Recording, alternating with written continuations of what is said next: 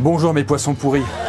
Eh ouais, on en est à ce niveau de familiarité quoi. Ouais, le monde est méchant. Eh non mais le prenez pas mal. Je dis pas ça pour vous offenser, mais il se trouve que certains humains sentent vraiment le poisson pourri. Genre, même après une douche? Ouais, même après une douche, même aussi après un bain. Et ce, à cause d'une maladie génétique appelée la... Bon, j'ai pas un métier facile, mais je vais faire un effort pour bien le prononcer. La triméthylaminurie. Triméthylaminurie, ouais, en version courte, ça, enfin, voilà, ouais, il est là. Et cette maladie, pour simplifier, elle empêche le foie de fonctionner correctement. Et résultat, vous sentez la merde, quoi. Enfin, façon de parler, hein. Gros respect aux malades, hein. D'ailleurs, on peut apparemment réduire l'odeur grâce à un régime alimentaire particulier. N'hésitez pas à dire si c'est vrai en commentaire si vous êtes concerné. Et justement, en parlant de régime alimentaire, et si on faisait bouffer de la nourriture périmée à Gustave? C'est pas une bonne idée, ça? Ah ouais, bonne idée. Merci. Gustave? Salut mon pote. Écoute, j'ai eu une idée de ouf, et si je te faisais bouffer ce midi? Mais gratis, est-ce que tu serais dispo?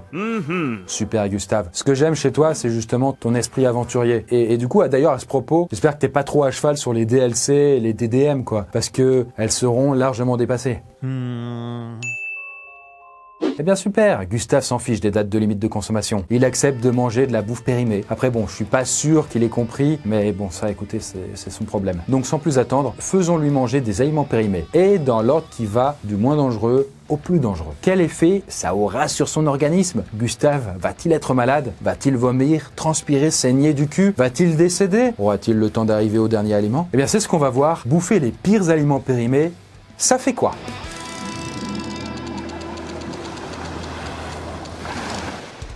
On va commencer très tranquillement avec des produits comme le sucre, le miel, les pâtes, les lentilles, le chocolat, les boîtes de conserve. Voilà, désolé Gustave, ça va pas hyper bien ensemble, mais on a regroupé ces éléments car ils sont relativement impérissables. Le danger est donc très réduit. Bah Chris, sur les paquets de pâtes et de lentilles, il y a une date limite à pas dépasser. C'est pas du tout impérissable. Eh bien ouais, justement, non. La date sur ce genre de produits secs, c'est pas une date limite. Si vous regardez bien, il y a écrit à consommer de préférence avant le. C'est donc de préférence. C'est une recommandation de l'industriel plutôt qu'une obligation. Il n'y a donc aucun danger, normalement, à dépasser cette date qu'on appelle date de durabilité minimale. Vous verrez tout à l'heure que c'est quand même différent avec les produits périssables. Bref, on peut parfois dépasser la date de durabilité minimale de plusieurs mois, comme par exemple avec ces pâtes qu'il était conseillé de manger de préférence jusqu'à 2 mois. Mais t'inquiète pas Gustave, on les a conservées dans un endroit sec qui n'est pas propice au développement des moisissures. Et en plus, le danger est d'autant plus réduit qu'on va faire bouillir les pâtes, ce qui va buter les quelques bactéries qui auraient pu se développer. Qu'est-ce que je disais? C'est excellent. Bref, en fait, pour éviter le gaspillage, ne jetez pas forcément des produits secs comme ça, juste parce qu'ils ont un peu dépassé la date recommandée. Il y a juste une exception, c'est quand l'emballage est un peu abîmé. Là, il faut faire gaffe, genre, je sais pas, une boîte de conserve gonflée, parce que c'est souvent le signe d'une contamination. Et l'autre exception, c'est le miel, parce que c'est un aliment sans danger et qui n'expire jamais. En gros, les gars, c'est du sucre à l'état pur, hein, le miel, donc bon, vous pouvez en manger à volonté, mais par contre, faut pas en donner aux enfants de moins d'1 an qui sont plus sensibles que nous. Du coup, on enchaîne doucement dans la déliquescence, aliment suivant. Voilà Gustave, on va continuer avec des laitages, en particulier des yaourts et du fromage. Parce que si vous regardez un emballage de yaourt, vous verrez que l'industriel ne vous recommande pas de manger le produit avant telle ou telle date. Non, cette fois, il vous interdit formellement de dépasser la date indiquée. Il y a vraiment écrit à consommer avant le. Et c'est ce qu'on appelle une date limite de consommation, là, DLC. Pourtant, l'association 60 millions de consommateurs a testé des yaourts qui avaient dépassé leur DLC depuis déjà 3 semaines. Et ils étaient encore consommables sans risque. Et ce pour une raison simple, le lait des yaourts est pasteurisé, donc chauffé fort et refroidi très vite pour retirer les mauvais germes. Alors bon, des fois, au bout de 3 semaines, le goût du yaourt a un peu changé. Il est plus acide et moins bon. Mais c'est pas parce qu'un produit devient moins bon qu'il rend malade. Mais attention aux desserts qui ne sont pas des yaourts, qui n'ont pas forcément la même durée de vie. Là, par exemple, on ne parle pas des crèmes desserts. Bref, voilà ton yaourt périmé, Gustave. Eh bien voilà, ça passe crème. Mais là où ça peut devenir plus dangereux, c'est lorsque c'est passé 1 mois. Et j'ai envie de dire, faut pas tenter le diable. Globalement, faut rester méfiant quand un yaourt commence à avoir un emballage gonflé. Comme les boîtes de conserve et comme tous les produits en fait. On enchaîne sur un petit fromage au lait cru. Gustave?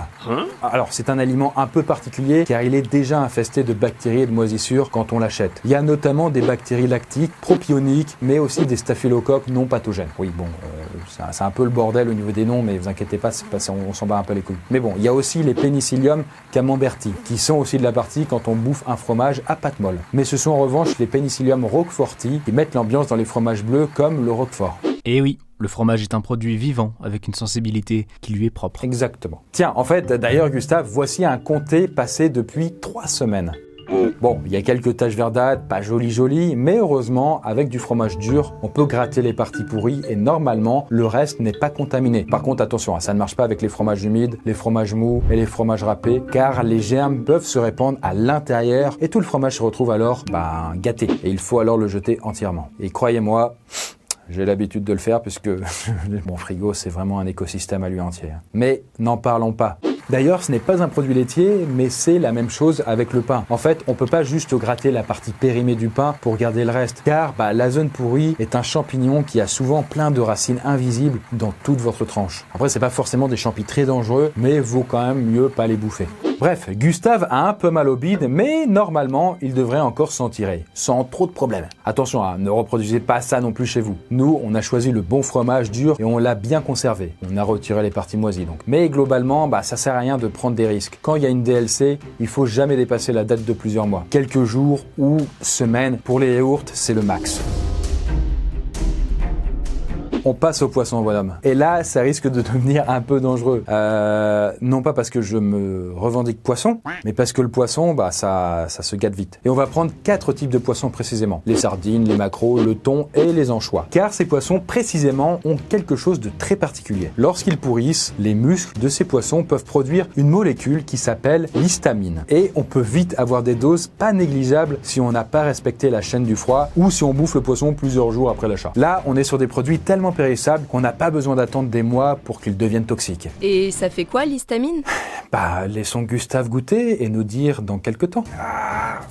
Vous voyez, il devient écarlate, là on peut dire que ça le démange. Mais il a aussi un mal de tête qui commence à apparaître et des palpitations. Voilà, donc c'est une réaction allergique qui survient directement après l'ingestion du poisson. D'ici 1 heure, d'ailleurs, Gustave risque d'avoir la nausée. Mais bonne nouvelle, ça durera normalement moins d'1 journée. Là, on peut dire que Gustave, en fait, a fait ce qu'on appelle un empoisonnement histaminique. Mais bon, rassurez-vous, c'est extrêmement rare. Et je vous rappelle que ça ne concerne pas tous les poissons non plus. Du coup, ça tombe bien parce que moi, j'ai un saumon qui est en train de moisir dans le congélateur. Oui, c'est possible. Donc j'étais pas sûr de le bouffer. Maintenant je suis rassuré. Et pour rester dans les produits carnés, je te propose, Gustave, de manger de la viande périmée. Là, on passe à des aliments périmés parmi les plus dangereux, les produits carnés, comme le jambon, le steak, le bœuf, le poulet et même les œufs, qui ont à peu près la même composition que la viande. Et aussi, le poisson. Là, on vient de faire bouffer des sardines à Gustave pour montrer l'effet des histamines, mais en prime, les poissons ont d'autres risques qui sont les mêmes que les autres produits carnés. Et c'est quoi les risques ? Le principal, ce sont les salmonelles. Elles peuvent d'ailleurs se développer aussi dans des fromages au lait cru, même si on l'a pas dit tout à l'heure, car ils périment moins facilement. On va servir un vieux poulet très mal cuit à Gustave pour voir ce que ça lui fait, quoi. Bon, ça c'est de la viande qui a 2 semaines. Ça pue la mort. Oui, on peut le dire, les salmonelles sont présentes. Si vous vous posez la question, ce sont des petites bactéries pas très sympas qu'on trouve dans les intestins des animaux. Et parfois, on en ingère, notamment quand les viandes ne sont pas assez cuites. Donc je vous propose de se retrouver dans 1 ou 2 jours, car les symptômes d'une contamination aux salmonelles ne sont pas immédiats. 2 days later. Ah, il a pas l'air dans son assiette. Ouais, Gustave a une bonne gastro. Fièvre, vomissement, douleur abdominale, diarrhée. On va pas se mentir, il passe quand même pas un hyper bon moment. Il a connu mieux, quoi. Et d'ailleurs, ça peut durer entre 5 et 7 jours, donc ça va être long pour lui. Saloperie de salmonelle. Elles infectent environ 1,2 million de personnes chaque année, rien qu'en France. Et sur ce million et quelques, entre 200 et 400 personnes en décèdent en moyenne. Bon, c'est évidemment chez les personnes les plus faibles que l'infection risque de plus virer au drame. Mais dans le passé, il y a quand même eu des épidémies de salmonelle, dont une qui a fauché 25 000 personnes en France en 1985. L'autre bactérie redoutable de la viande avariée, c'est la listeria. Elle est très fourbe car elle ne donne aucun goût et aucun aspect à l'aliment contaminé. Et si on en ingère une trop haute dose, on peut avoir une listériose. Contrairement aux salmonelles, c'est très rare d'être infecté par la listeria. Ça touche seulement 5 personnes sur 1 million, soit 400 cas chaque année. Bon, c'est pas très simple à diagnostiquer, car les symptômes peuvent apparaître très tard, jusqu'à 2 mois après la contamination. Et d'ailleurs, c'est dur de se rappeler qu'on a bouffé de la viande mal cuite il y a 2 mois. En plus, les symptômes sont assez classiques, diarrhée, fièvre, maux de tête, etc. Bref, une infection fourbe, mais qui peut avoir des conséquences fatales, comme l'avortement spontané. Tu es pour ou contre l'avortement ?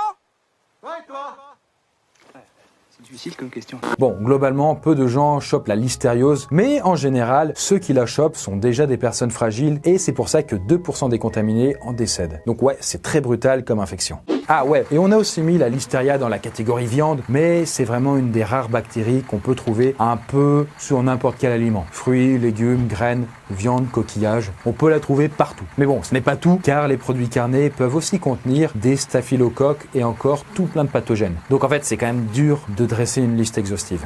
Pour éviter de choper ces pathogènes, vous pouvez garder un frigo en dessous de 4 degrés. Mais il faut aussi laver souvent ce frigo, pas comme moi du coup. Faut aussi laver les fruits avant de les bouffer et bien cuire sa bouffe. Et après ça, normalement, vous êtes sécure. Et d'ailleurs, j'espère, Gustave, que tu prends note. Parce que tu sais bien que ta vie a beaucoup de sens pour nous et que ce serait con que tu meurs pour pas deux, quoi, tu vois. Bon, d'ailleurs, c'est pas tout. Mais si on passait aux céréales périmées? Tiens mon petit Gustave, voici un maïs bien moisi. Alors il peut se développer plein de moisissures et plein de bactéries différentes dans des céréales. Certaines d'ailleurs sont relativement inoffensives, mais d'autres sont au contraire très dangereuses. Nous, on a pris le soin de choisir un maïs qui contient un champignon très dangereux et qui s'appelle Aspergillus spp. Enfin, ce champignon n'est pas dangereux à proprement parler, mais il produit des toxines qui, elles, sont très dangereuses et qu'on appelle les aflatoxines. En fait, c'est une véritable saloperie qui peut aussi contaminer le blé, le riz, mais aussi les graines oléagineuses comme les cacahuètes ou même les épices, genre le curcuma. Là, par exemple, vous voyez, Gustave paraît très insouciant et pourtant, une intoxication aiguë peut rendre vaguement dépressif et tuer seulement quelques heures après l'ingestion. Mais là, on n'est pas des chiens, on lui a pas donné non plus une dose énorme. N'empêche que même à petite dose, l'aflatoxine est très dangereuse car elle est cancérigène. Car oui, cette toxine détériore directement notre ADN et ça provoque le plus souvent des cancers du foie. Certains pays sont plus touchés que les autres, comme le Kenya où 341 personnes ont subi une contamination aiguë aux aflatoxines en même temps. Parmi elles, 123 en sont décédés. Si vous avez la chance de vivre en France, vous êtes normalement beaucoup moins exposé aux aflatoxines. D'après une étude de l'Agence nationale de sécurité sanitaire de l'alimentation de 2011, les aflatoxines ne causeraient pas plus de 5 cancers du foie par an dans l'Hexagone. Par rapport à ces toxines pas sympathiques du tout, il est conseillé de bien varier son alimentation. Les risques d'intoxication sont très rares, mais certains produits, notamment d'importation, peuvent contenir des traces, donc autant ne pas manger tout le temps la même chose pour diluer le risque. Surtout quand on connaît l'effet des aflatoxines sur le long terme. Donc bon, être tard pour Gustave, foutu pour foutu, passons à la soupe périmée quoi. Et là, c'est vraiment la dernière étape de notre tour du monde des produits périmés. Voici une bonne soupe périmée depuis plusieurs mois, avec tout ce qu'on aime comme mousse et champignons. Bonne dégustation, Gustave. Gustave a l'air d'apprécier le moment. En fait, cette soupe périmée n'a pas de goût ni d'odeur particulière. Le problème, c'est que d'ici quelques jours, Gustave va commencer à avoir des symptômes d'AVC. Eh bien, c'est exactement ce qui est arrivé à une habitante de l'Essonne en 2019. D'abord diagnostiquée comme victime d'AVC, les médecins se sont rapidement rendus compte que la femme souffrait de botulisme. C'est une maladie très rare qui est causée par une bactérie. Son petit nom, c'est la Clostridium botulinum qui elle-même produit des toxines qu'on dit botuliques. En fait, ce sont les toxines botuliques qui sont toxiques. Et pour vous dire, la toxine botulique est l'un des composés les plus neurotoxiques du monde. En l'occurrence, la toxine s'est développée car la soupe était périmée depuis 3 semaines. Mais je précise quand même que le botulisme est très rare. En fait, il y a moins de 20 cas par an, et même si cette maladie conduit souvent en réanimation, il n'y a pas plus de 1 ou 2 morts de botulisme par an en France. Bref, vous n'allez pas forcément avoir le botulisme avec une soupe périmée. Surtout que la toxine botulique peut aussi se développer dans les charcuteries, notamment artisanales. Périmée, bien sûr. En tout cas, tout ça pour vous dire que tout ce qui arrive à Gustave dans cet épisode n'est pas représentatif de la norme. Tout comme, de base, Gustave n'a pas un métier très représentatif de ce que fait la plupart de la population, quoi. En fait, la plupart du temps, un produit périmé vous filera au maximum la chiasse et vous fera vomir. Ce qui est pas non plus hyper cool, évidemment. Mais bon, j'avais envie de vous montrer ce qui pouvait se passer avec les pires aliments périmés, pour bien entendu le plus grand plaisir de Gustave, qui est maintenant fatigué, faible et qui a des vertiges. En fait, progressivement, ses muscles respiratoires et ses muscles des jambes vont commencer à être atteints. Gustave va être paralysé. Bon, on va placer Gustave en soins intensifs parce qu'il a peut-être besoin d'une assistance respiratoire. Voilà, normalement, Gustave devrait s'en remettre sans séquelles. Alléluia, ce serait con qu'il souffre, hein, vu quand même qu'il a bien été pris en charge. Mais sa convalescence risque de durer plusieurs semaines. Donc, comme vous avez pu le voir, c'est très compliqué de savoir ce que ça fait de manger périmé. Il n'y a pas deux aliments qui se périment à la même vitesse. Les bactéries, ou même les moisissures, ne sont pas toujours dangereuses en vrai. Et même avec un aliment périmé comme le fromage, ce sont pas forcément toujours les mêmes pathogènes qui se développent. Bref, c'est très dur de savoir à quel point un aliment devient vraiment dangereux. Alors finalement, pourquoi ne pas manger tous périmés? Salut et à la prochaine. Chris, t'es sûr de ce que tu dis? C'est pas du tout le script?